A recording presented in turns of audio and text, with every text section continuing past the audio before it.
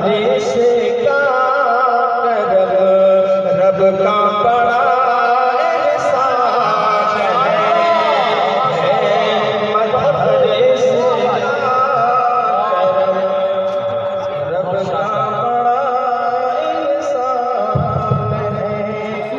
خاص کو گزار ہوں کہ حضرت تشریف لائے اور اپنے خطاب نایاب سے ہم سامعین کے قلوب کو مستفیض فرمائے۔ اس شعر کے ساتھ، ان 4 مصروں کے ساتھ یہ عقیدتوں کا چمن لالا زار ملتا ہے، عقیدتوں کا چمن لالا زار ملتا ہے، نصیب والے کو دنیا میں پیار ملتا ہے، عقیدتوں کا چمن لالا زار ملتا ہے، نصیب والے کو دنیا میں پیار ملتا ہے۔ زمانہ مانے نہ مانے یہی حقیقت ہے، زمانہ مانے نہ مانے یہی حقیقت ہے، نبی کے ذکر سے دل کو قرار ملتا ہے، نبی کے ذکر سے دل کو قرار ملتا ہے۔ اور ان 4 مصروں کے ساتھ آل جناب قاری حضرت مولانا واصف صاحب کا استقبال ہے۔ خطابت وجد میں آئے تو ہتھیار بن جائے، کبھی نیزہ کبھی خنجر کبھی تلوار بن جائے، خطابت کی گلفشانی مسلم ہے زمانے میں، کہ نجاشی کے آگے جعفر تیار بن جائے۔ جناب حضرت مولانا واصف صاحب سیکریٹری جمعیت علماء چین پور۔ الحمد لله رب العالمين، والصلاة والسلام على سيد الأنبياء والمرسلين وعلى آله وأصحابه وأهل بيته أجمعين برحمتك يا أرحم الراحمين، أما بعد. أعوذ بالله من الشيطان الرجيم، بسم الله الرحمن الرحيم. اقرأ باسم ربك الذي خلق، خلق الإنسان من علق. وقال تعالى في موضع آخر: هل يستوي الذين يعلمون والذين لا يعلمون. وقال النبي صلى الله عليه وسلم: طلب العلم فريضة على كل مسلم ومسلمة، أو كما قال عليه الصلاة والسلام. اسٹیج پر بیٹھے ملک کے مقتدر علماء کرام اور شورائے اعظام اور سامنے بیٹھے ہوئے قرب و جوار سے آئے ہوئے عزیزوں، دوستوں، بزرگوں،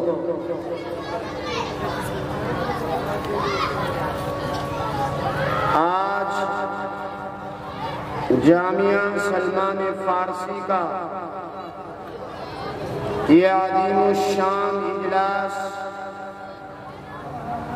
بعنوان تعلیمی بیداری و اصلاح معاشرہ، اللہ اس اجلاس میں آنے والے علماء اور قرب و جوار سے آنے والے سامعین کے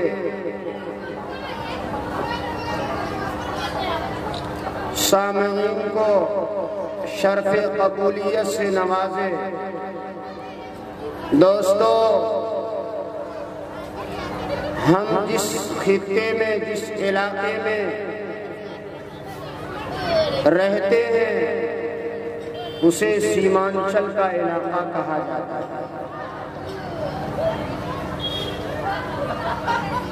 سیمانچل کا علاقہ ایک زرخیز علاقہ ضرور ہے، لیکن اس علاقے میں زیادہ تر غریب، کسان، مزدور طبقے کے لوگ رہتے ہیں۔ اپنی غربت و افلاس کی وجہ سے یہاں کے ذمہ دار، یہاں کے سرپرست حضرات اپنے بچوں کو اعلیٰ سے اعلیٰ تعلیم نہیں دلوا پاتے، لیکن احسان ہے اس پاک پروردگار کا کہ سیمانچل کے علاقے میں جگہ جگہ مکاتب اور جگہ جگہ مدارس اور چھوٹے چھوٹے کانوینٹ کی شکل میں پرائیویٹ اسکول اور مدارس کا ایک بہت جال بچھایا ہوا ہے۔ میرے محترم بزرگوں اور دوستوں، اب تو دیکھنے کو یہ ملتا ہے کہ ہمارے سیمانچل کے علاقے میں آج سے 10-15 سال پہلے جو اپنے بچوں کو حافظ اور عالم بنانے کا شوق اور جذبہ تھا، ایک لگن اور کڑھن تھی، میں اب دیکھ رہا ہوں کہ سیمانچل والوں سے وہ شوق و ذوق، وہ جذبہ، وہ لگن ختم ہوتا جا رہا ہے۔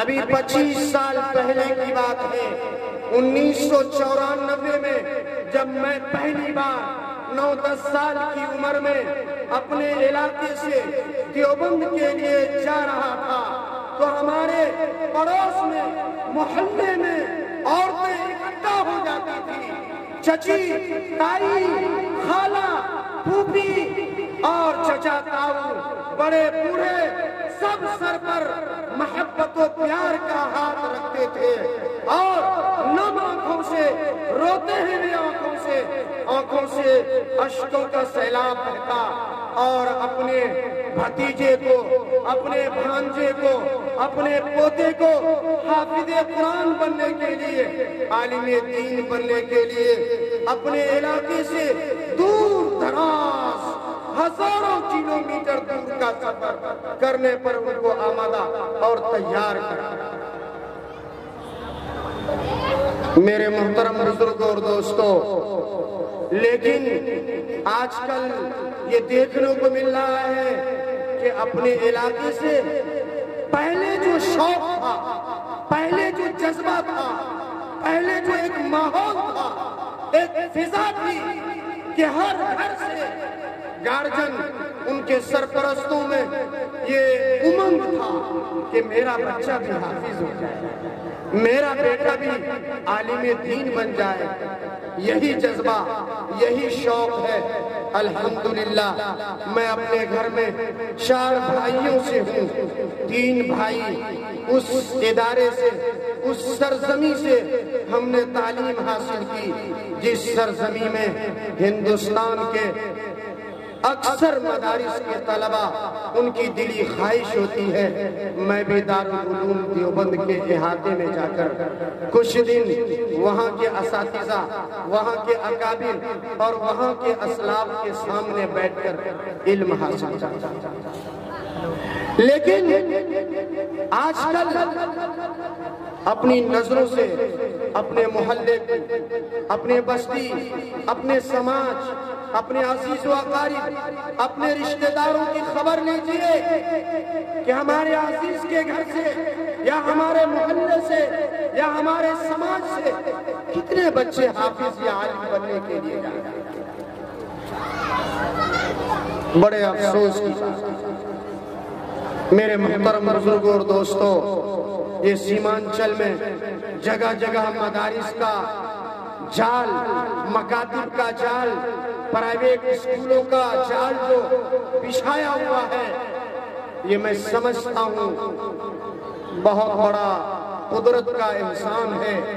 اپنے معصوم بچے اور اپنی معصوم بچیوں کو ان کی زندگی میں اللہ اور اللہ کے رسول کی عظمت اور ان کی بڑائی ان کے دلوں میں پیدا کرنے کے لیے بہت سے مدارس کا جال جو پھیلایا ہوا ہے، آپ حضرات ان کی قدردان۔ آج ایسی بھی جماعت ہے، مسلمانوں میں بھی ایک طبقہ ایسا ہے جو مسلمانوں کو علماء سے دور کرنے کی کوششیں کر رہا ہے۔ جب عوام کا علماء سے، مدارس سے، ائمہ سے اور علماء سے رشتہ ختم ہو جائے گا، دوستو پھر اپنا انجام سوچ لینا کہ ہمارا حشر کیا ہوگا۔ جب مدارس میں حکومت ہند تو چاہتی ہی ہے، دشمنان اسلام تو چاہتا ہی ہے کہ ان مدارس کو بند کر دیا جائے، مسجدوں میں تالے لگا دیے جائے، اسلام کو مٹا دیا جائے، قرآن کو ختم کر دیا جائے، داڑھی اور کرتے والے کو اس ملک ہندوستان سے ہٹا دیا جائے۔ میرے محترم بزرگوں اور دوستوں، اگر آپ نے ان مدارس کو بچانے میں، ان مدارس کے بقا اور تحفظ میں آپ نے اپنا خون اور پسینے کی قربانی نہیں دی تو دوستو یاد رکھنا، اگر یہ مدارس نہ بچے، یہ علماء نہ بچے، یہ مکاتب نہ بچے، یہ مساجد نہ بچے تو تمہاری اولاد مرتد ہو جائے، دین اسلام سے پھر جائے گا، مسجدوں میں تالے لگا دیے جائیں گے۔ یہ مدارس ہی ہیں، یہ مکاتب ہی ہیں، یہ علماء ہی ہیں جنہوں نے اس ملک کو آزاد کرانے میں اپنے بیوی بچوں کو قربان کیا، پھانسی کے پھندے پر ان کو لٹکایا گیا، اور انہی علماء اور مسلمانوں کی قربانی ہے کہ 1947 کو ہمارا ملک ہندوستان انگریزوں کی غلامی سے آزاد۔ میرے محترم بزرگوں اور دوستوں،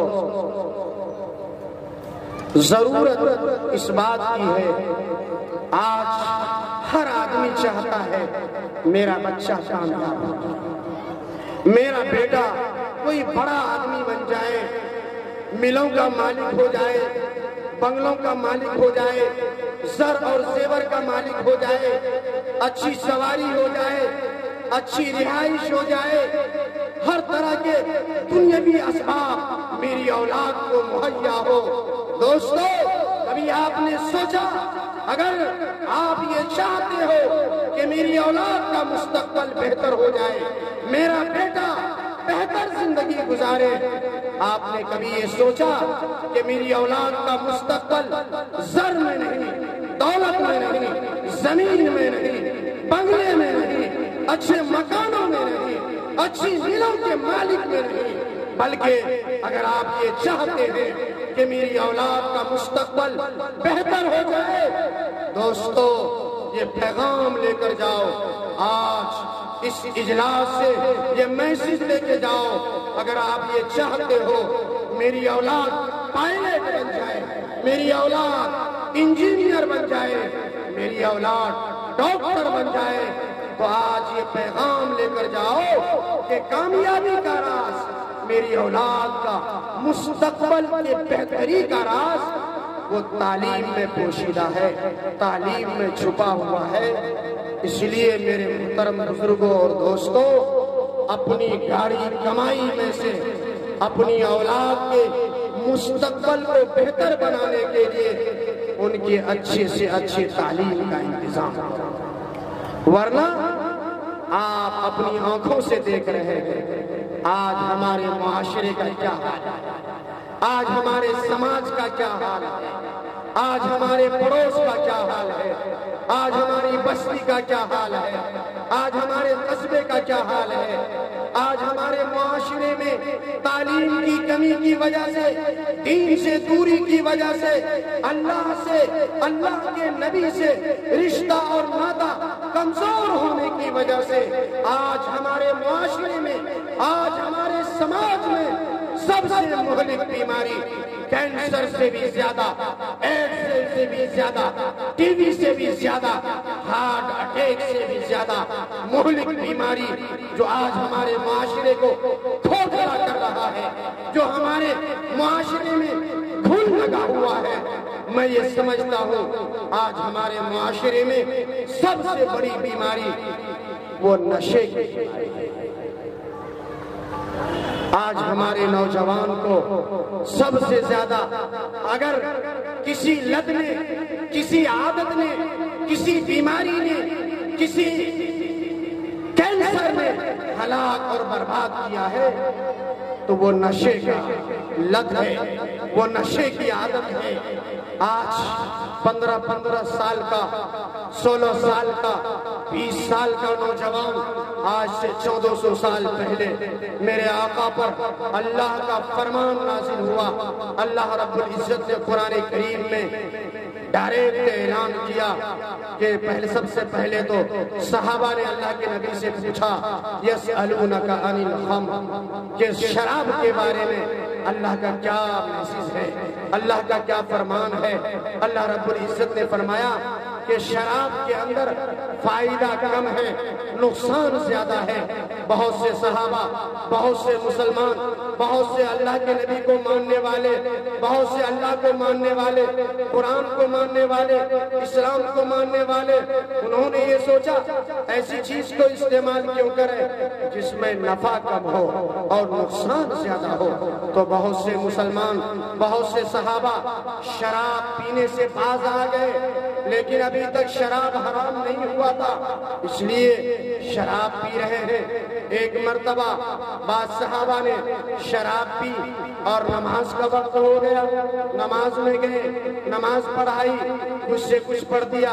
اللہ رب العزت نے قرآن کریم میں نازل فرمایا کہ جب تم نماز میں جاؤ لا تقربوا الصلاۃ وانتم سکارا، کہ حالت نشہ میں شراب پی کر، تاڑی پی کر، کوریکس پی کر، گانجا پی کر، افیم کی گولی کھا کر تم نماز میں مت جاؤ۔ بہت سے صحابہ نے سوچا کہ شراب نماز کی حالت میں حرام ہے، بقیہ وقت میں پینا جائز ہے۔ کچھ صحابہ رکے، کچھ اب بھی استعمال کر رہے ہیں۔ لیکن ایک مرتبہ صحابہ نے ایک مجلس لگی، دعوت کی، آپس میں شعر و شاعری ہوا، آپس میں لڑائی ہو گئی، مار پیٹ تک کی نوبت آ گئی۔ یہ مقدمہ، یہ کمپلین، یہ شکایت رسالت مآب صلی اللہ علیہ وسلم میں پہنچتا ہے۔ اللہ رب العزت سے جناب محمد رسول اللہ صلی اللہ علیہ وسلم نے دعا مانگی، اے اللہ شراب کے بارے میں کوئی کافی اور شافی حکم نازل فرما۔ اللہ رب العزت نے قرآن کریم میں فرما دیا کہ انما الخمر والمیسر، آگے فرمایا رجس من عمل الشیطان فاجتنبوہ، ناپاک ہے، گندگی ہے، شراب، جوا، فاجتنبوہ۔ آج سے قیامت تک کے لیے شراب کا استعمال کرنا، شراب کا کاروبار کرنا، شراب کو پینا، بنانا، سب کے سب حرام ہے، حرام۔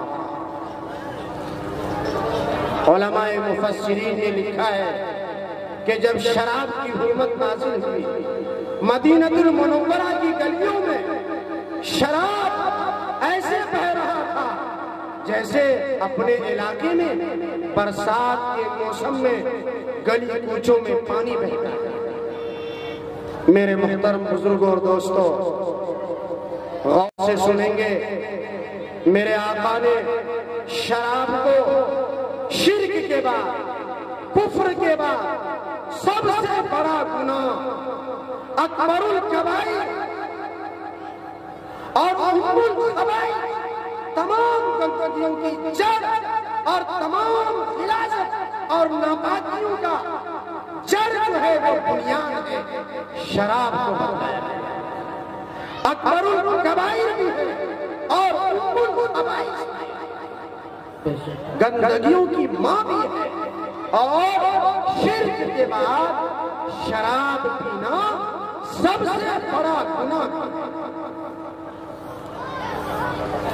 میں ایک حدیث سے بتاؤں گا کہ قتل سے بھی بڑا گناہ، زنا سے بھی بڑا گناہ کیا ہے؟ شراب ہے۔ ایک مرتبہ ایک مجلس منعقد ہوئی، ایک حسین و جمیل لڑکی کو، ایک طرف ایک معصوم لڑکے کو، اور ایک طرف پوے کی بوتل، شراب کی بوتل کو رکھا گیا۔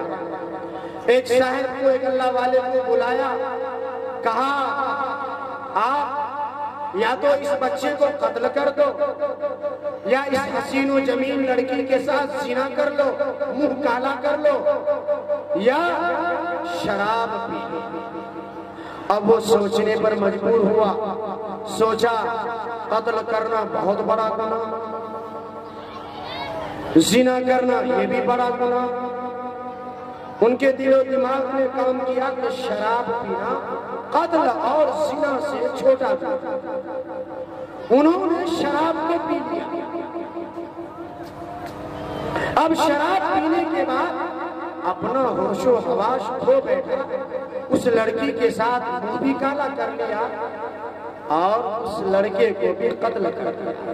اس روایت سے پتہ چلتا ہے شراب کا پینا قتل اور زنا سے بھی بڑا گناہ ہے۔ آج ہمارے سماج میں نوجوان بیٹھے ہیں، بوڑھے بیٹھے ہیں، دانشور حضرات بیٹھے ہیں، اپنی سوسائٹی کا، اپنے معاشرے کا، اپنے پڑوس کا، اپنے محلے کا ہم سب خبر رکھتے ہیں۔ آج بہت سے نوجوان جھولا چھاپ، بہت سے لوگ کوریکس کے کاروبار کو فروغ دے رہے ہیں۔ نوجوان نسلوں کو برباد کرنے میں وہ بہت بڑا رول اور کردار ادا کرتے ہیں۔ نٹراپن کی گولی اور انجیکشن لگانا اور رومال میں ٹوٹی لگا لگا کر نشہ کرنا، معصوم بچے، جوان لڑکے اپنی زندگی کو برباد کر رہے ہیں۔ میرے محترم بزرگوں اور دوستوں، آپ نے اپنی آنکھوں سے دیکھا ہوگا بہت سے شرابی جب شراب میں مست ہو جاتا ہے، کبھی کبھی بیوی کو طلاق بھی دے دیتا ہے، اپنے بچوں کی کوئی خبر نہیں لیتا، اس گھر میں پہلی اولاد بیٹی کی شکل میں دیتا ہے۔ اگر بیٹی زحمت ہوتی، بوجھ ہوتا، تو میرے آقا کو جناب محمد رسول اللہ صلی اللہ علیہ وسلم کے گھر میں فاطمہ، ام کلثوم، زینب اور رقیہ پیدا نہ ہوتی۔ اے مسلمانوں، تمہارے گھر میں بیٹیاں ہوتی ہیں، تمہارے چہرے پہ شکن آ جاتا ہے، چہرے پہ پارا بجنے لگتا ہے۔ نہ یہ بدگمانی دل سے نکال دو۔ میرے محترم بزرگوں، نوجوانوں، غور سے سننا، آج شادی ہونے تک بیٹا بیٹا، شادی ہونے تک بیٹا بیٹا ہے، شادی ہونے کے بعد 100 میں مشکل سے 2-4%، یہ بھی زیادہ کہہ رہا ہوں، اولاد ماں باپ کے حق کو ادا کرتا ہے۔ میرے محترم بزرگوں اور دوستو، کان کھول کے سن لو، میرے آقا کا فرمان ہے، لاکھ سجدے کر لو، لاکھ چلہ 4 مہینہ لگا لو، لاکھ ہزاری تسبیح پڑھ لو، رات دن تہجد پڑھ لو، اشراق اور اوابین پڑھ لو، قرآن کی تلاوت کر لو، ان اللہ کا ضرب لگا لو۔ اگر تم سے تمہاری ماں، اگر تم سے تمہارا باپ ناراض ہے، میرا نبی کہتا ہے، امام الانبیاء کہتا ہے، کالی کملی والا کہتا ہے کہ جب تک تیری ماں، جب تک تیرا باپ تجھ سے راضی نہیں، اللہ کہتا ہے میں بھی تم سے راضی نہیں۔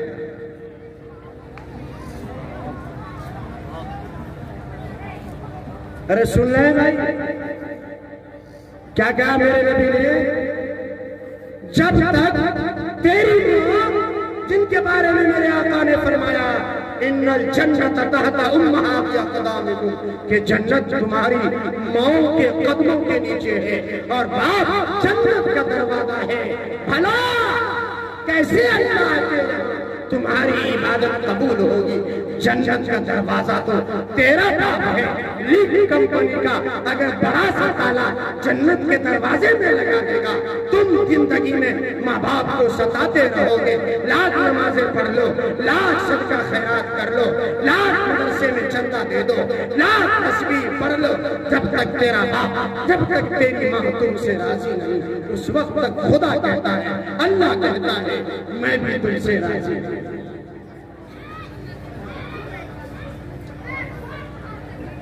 کیوں؟ اللہ نے قرآن کریم میں کہہ دیا ہے کہ اللہ کے بعد اگر اس دنیا میں اللہ اور اللہ کے نبی کے بعد کوئی ذات قابل تقلید اور تعظیم ہے، وہ کون ہے؟ بول کیوں نہیں رہے آپ لوگ؟ کون ہے بھائی؟ آواز سے بولے، کون ہے؟ ماں باپ۔ اور پردے میں بیٹھی ہوئی میری ماں، تم اپنا مقام پہچانو کہ اللہ نے جب تم ماں بنتی ہو اس زمین میں اللہ اور اللہ کے نبی کے بعد تجھ سے زیادہ مرتبہ کسی کا ہے کیا؟ کسی کا؟ ارے بول کیوں نہیں رہے؟ بولے، اس دنیا میں اللہ اور اللہ کے رسول کے بعد ماں سے بڑا مرتبہ کسی کا ہے کیا؟ اور آپ نے آزمایا بھی ہوگا، دنیا میں ماں کی محبت کا اللہ اور اللہ کے رسول کے بعد کوئی مقابلہ نہیں کر سکتا۔ خدا کی قسم، کتنا بھی کچھ ہو جائے، ماں کی محبت کا کوئی مقابلہ نہیں، کوئی برابری نہیں، کوئی ہمسر نہیں، کوئی بھی نہیں۔ لاکھ جھگڑے ہو جائے، لاکھ ماں روٹھ جائے، بچہ ذرا سا غریب ہو جائے، ماں کی ممتا ہمک جاتی ہے۔ آپ نے نہیں سوچا ماں کا باپ سے 3 گنا زیادہ درجہ ہے۔ 9 مہینہ باپ نے نہیں، ماں نے پیٹ میں رکھا۔ ڈاکٹروں نے جیسا کہا ویسے ماں نے کہا۔ کبھی بھات میں نون ملا نمک چاول کھانے کو کہا، وہ ماں نے کھایا جس طرح سے کہا۔ ڈاکٹروں کے مشورے سے 9 مہینہ ماں نے اپنے پیٹ میں رکھا، پھر جنم دیا۔ جنم دیتے وقت جو ماں کو تکلیف ہوتی ہے دنیا میں اس تکلیف کا کوئی مقابلہ نہیں۔ پھر 2 سال تک اپنی چھاتی سے سب سے قیمتی جوہر، سب سے قیمتی ہیرا دودھ کی شکل میں پلایا۔ جب بسترے میں ہم نے پیشاب کر دیا یا ٹٹی اور پخانہ کر دیا، آپ نے دیکھا ہوگا، آپ بھی صاحب اولاد ہیں، آپ نے دیکھا ہوگا گیلے بستر پر ماں بیچاری سو جاتی ہے، یا جب تک گیلے بسترے کو بدل کر سوکھا بستر نہ دے دیتی ہے ماں کو چین نہیں پڑتا، ماں کو قرار اور سکون نہیں ملتا، ماں کو نیند نہیں آتی، ماں بیچاری بے چین ہو جاتی ہے۔ اگر رات کے 1 بجے بچہ رونے لگے، پیٹ میں درد ہو جائے، کوئی تکلیف ہو جائے، کبھی ایسا نہیں ہو کہ بچہ رو رہا ہے، بچہ بے چین ہے، بچہ بے قرار ہے اور ماں بیچاری خراٹے کی نیند لیتی ہو، ایسا کبھی نہیں ہوا۔ دوستو، میں تو دنیا کی کیا مثال دوں، مجھے اللہ نے 2 بار جڑواں بیٹی نوازا ہے، 2 بار جڑواں بیٹی ہے۔ میں 4 بیٹیوں کا باپ ہوں اور اللہ نے مجھے 2 بار جڑواں بیٹی دی ہے۔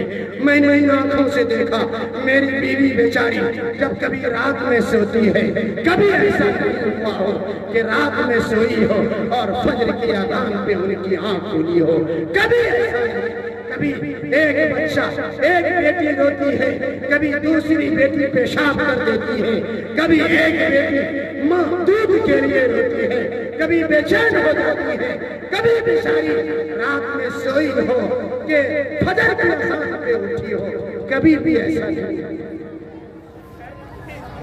میرے محترم بزرگوں اور دوستوں، یہ نوجوانوں، میں نے ان آنکھوں سے دیکھا میرے محلے میں ایک نوجوان نے باپ کو ایک چاٹا زور سے مارا۔ خدا کی قسم، اللہ کا عرش بھی کپ کپا گیا ہوگا، عرش بھی ہل گیا ہوگا، عرش بھی لرز گیا ہوگا جب اس بدنصیب نے اپنے باپ کے گال پر ایک چاٹا کیا ہوگا۔ میرے آقا نے فرمایا، یہ ماں اور باپ یہی تمہاری جنت ہے، یہی تمہاری دوزخ ہے، ان کی خدمت کرو، اپنے آپ کو جنت کا حقدار بنا لو۔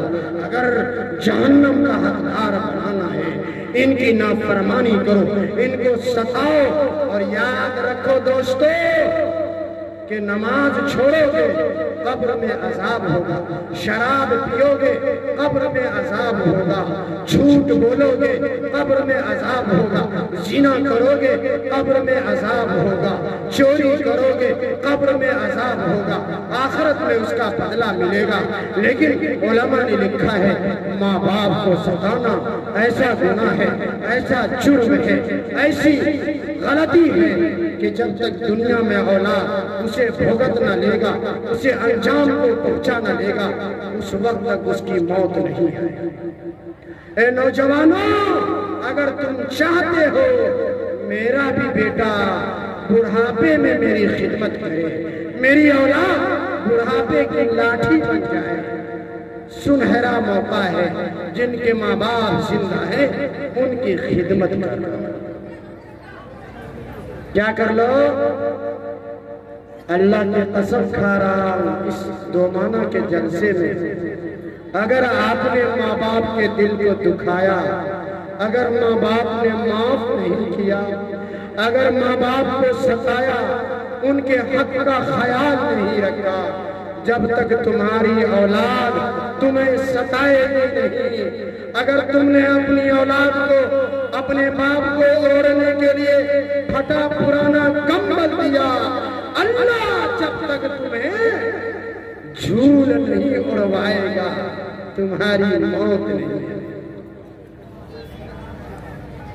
سن رہے ہو؟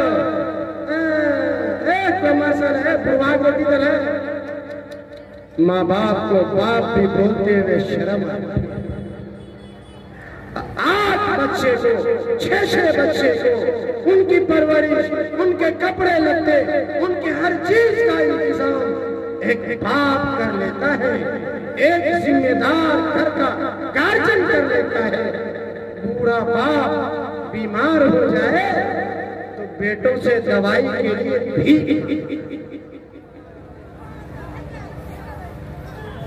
نوجوانوں، اس جلسے سے یہ پیغام لے کر جاؤ، اپنے ماں باپ کو جو ہم نے ستا لیا ہے، آج ہی ان کے قدموں میں گر کے ان سے معافی تلافی مانگ لے، ورنہ ایک تو کوئی عبادت قبول نہیں۔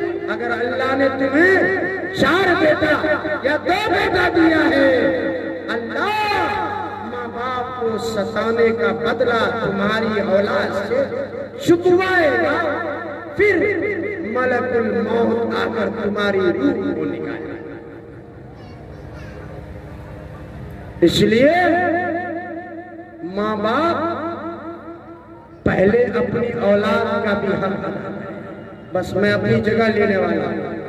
ماں باپ کا 3 حق ہے اولاد پر۔ پیدا ہوتے ہی جمعہ کے دن پیدا ہوا، جمن نام رکھ دیا۔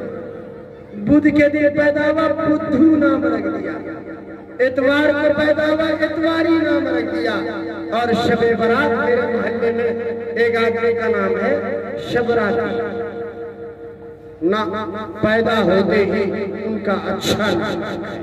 صحابہ کے اوپر عبداللہ، عبد الرحمن، بلال حبشی، ابو بکر صدیق، محمد، عمر، علی، ایسے نام رکھے، اچھا سا نام رکھے۔ پھر جب وہ اس قابل ہو جائے، سلمان فارسی مدرسے میں پڑھنے کے لائق ہو جائے، کسی مکتب میں جانے کے لائق ہو جائے، اسکول میں جانے کے لائق ہو جائے، تو ان کے ہاتھ میں کچیا نہیں دینا، پوسنی نہیں دینا، گھاس کی بوری مت دے دینا، بلکہ ان کے ہاتھوں میں مکتب کا بستہ دینا، مکتب کا یونیفارم دینا، جامعہ سلمان فارسی کے وہاں کا نصاب دینا، وہاں کا یونیفارم دینا، اور اپنے بچے کو مکتب یا مدرسے یا اسکول کے حوالے کرنا۔ اگر آپ نے اپنے بچے کو صحیح تعلیم و تربیت نہ کی، کل قیامت کے دن اللہ آپ سے پوچھے گا۔ قرآن کہتا ہے یا ایھا الذین آمنوا قوا انفسکم، اپنے آپ کو، اپنے اہل و عیال کو جہنم کی اس آگ سے بچاؤ، جس جہنم کی آگ کو اللہ انسانوں سے اور پتھروں سے دہکائے گا اور سلگائے گا۔ میرے محترم بزرگوں اور دوستوں، اس لیے اپنے بچہ جب پیدا ہو اس کا نام بدھو نہ رکھ کر، جمعراتی نہ رکھ کر، جمعن نہ رکھ کر، اتواری نہ رکھ کر، پیرو نہ رکھ کر، منگلا نہ رکھ کر، منگلو نہ رکھ کر، بہترین نام رکھیں اور جب وہ اس قابل ہو جائے کہ ان کی نظر بہکنے لگے، ان کا خواہش، ان کا دل ڈگمگانے لگے، تمہاری عزت کو نیلام کرنے کے پہلے پہلے، تمہاری عزت کو محلے میں، گلی کوچوں میں، بستی میں نیلام کرنے سے پہلے پہلے ان کے ہاتھوں کو کسی نیک سیرت لڑکی کے حوالے، یعنی ان کی شادی۔ یہ 3 حق ماں باپ کا ہے، باقی سارے حقوق اولاد کے ہیں۔ علماء سے سنتے رہتے ہیں، آپ کتابوں میں پڑھتے رہتے ہیں۔ اللہ سے مجھے وقت صرف آدھے گھنٹے کا دیا گیا تھا، وقت کافی لے لیا۔ نوجوانوں، بزرگوں، دوستوں، اپنے معاشرے میں بہت ساری بیماریاں، یہ موبائل نے تو ایسی بیماریاں کر دی، ہر محلے سے، ہر بستی سے سننے کو آ رہا، کوئی 3 بچے کی ماں کسی کے ساتھ فرار ہو گئی، کوئی نوجوان لڑکی کوچنگ جا رہی تھی، وہ کسی اور کوچنگ میں چلی گئی، اسکول جا رہی تھی، وہ کہیں اور چلی گئی۔ ماں باپ کی عزت کو تار تار کر کے، عزت کو برباد کر کے، یہ اسکرین ٹچ موبائل جب ہم جوان بچیوں کے ہاتھوں میں دیں گے تو پھر تو اس کا یہی انجام دیکھنا پڑے گا۔ اس لیے میرے محترم بزرگوں اور دوستوں، اپنی اولاد کی فکر کریں، اپنے معصوم بچیوں کو، اپنے معصوم بچوں کو اچھے سے اچھے تعلیم کا انتظام کریں۔ اللہ رب العزت نے آپ کو اپنی گاڑی کمائی میں سے مہینے میں 4 دن گوشت کھاتے ہو، 4 دن مچھلی کھاتے ہو، 2 دن مچھلی بند کر دو، 2 دن گوشت بند کر دو، اپنے مکتب کا، اسکول کا، کوچنگ کا اسی پیسے سے فیس ادا کر کے، اپنے خون پسینے کی کمائی سے اپنی اولاد کا مستقبل سنوارنے میں کسی طرح سے ان کے مستقبل کو بہتر سے بہتر بنانے کی کوشش کریں۔ اللہ تعالیٰ سے دعا ہے، اللہ تعالیٰ کہنے سے سننے سے زیادہ ہم سبوں کو عمل کی توفیق عطا فرمائے۔ وآخر دعوانا الحمدللہ رب العالمین۔